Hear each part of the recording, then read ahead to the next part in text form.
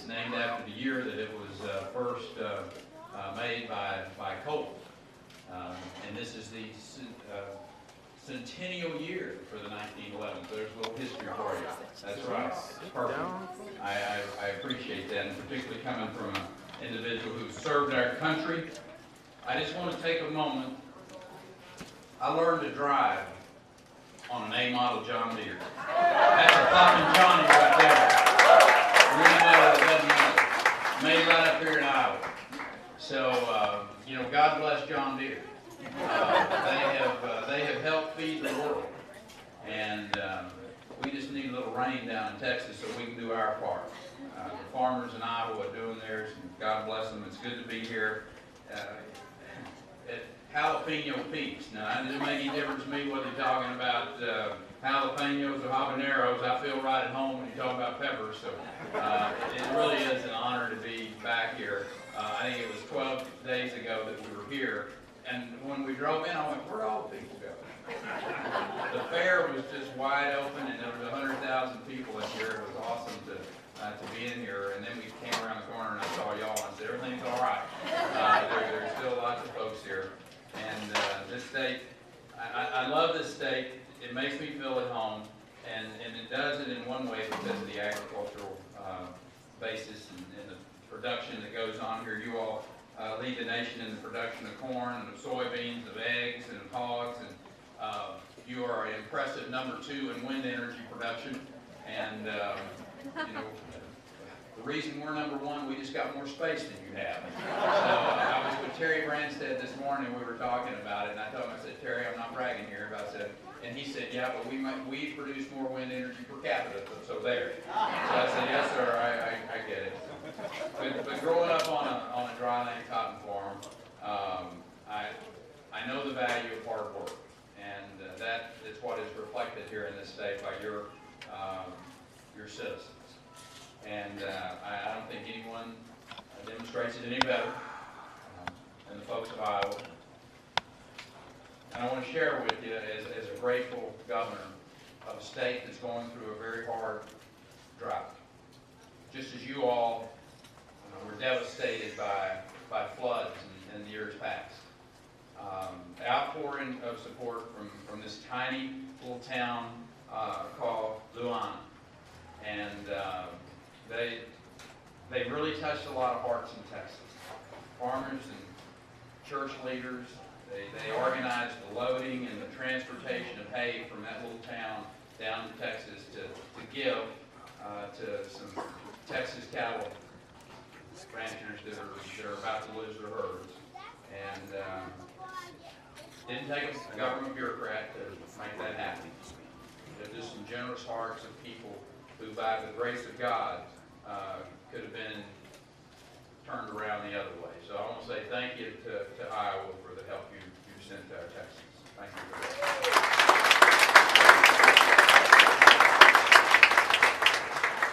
Just because you got a good crop year going doesn't mean that there aren't some Iowans that are struggling. You lost 12,100 jobs since the current resident of the White House took office.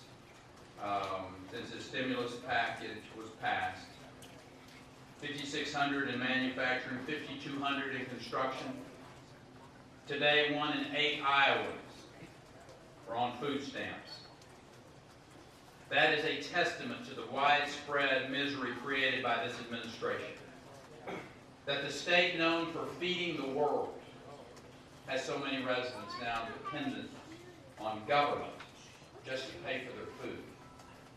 And shockingly, an Obama administration official, former governor of Iowa, Tom Vilsack, he recently referred to food stamps as an economic stimulus.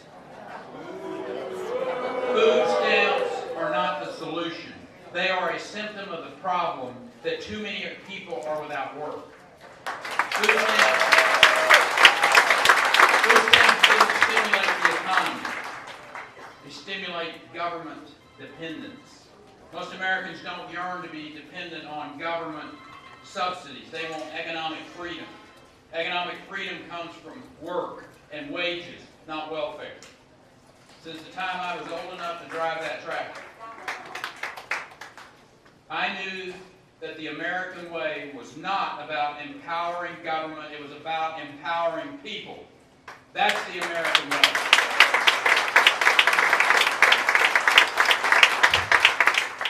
Today's leaders see it differently, though. And to be fair, President Obama did inherit a bad economy, which is his fault. He made it worse.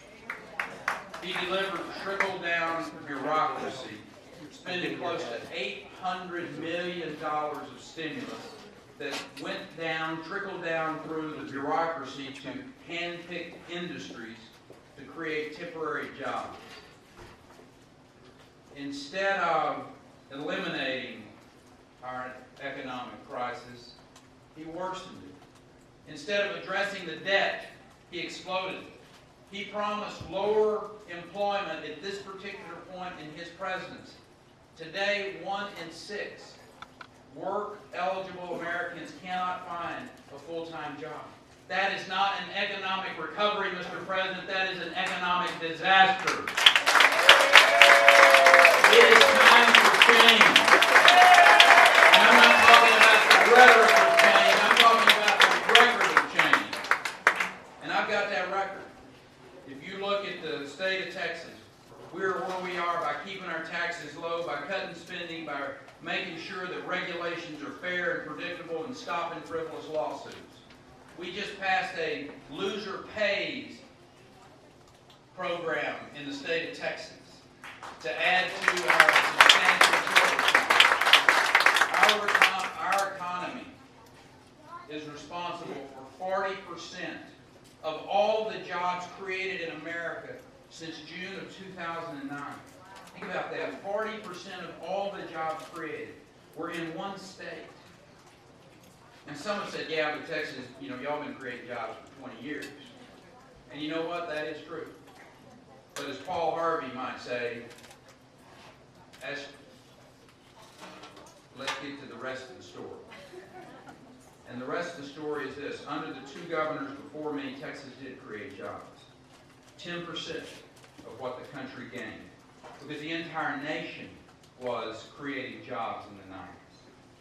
Since I've become governor, Texas has created more than 1 million jobs while the rest of the country lost 2.5 million.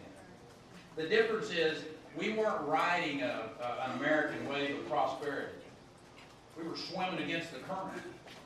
The point is not to brag. The point is to say, as a nation, we can, we must do better.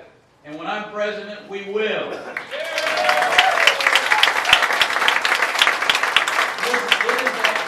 It is up to this generation of Americans to stand for freedom, to send a message to Washington, D.C. that we are taking our future back from the grip of the central planners who are controlling our health care, spending our treasure, downgrading our future, and micromanaging our lives. We have had enough.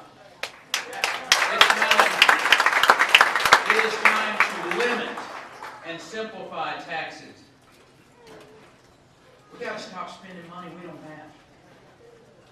We've got to repeal this president's misguided one-size-fits-all health care plan.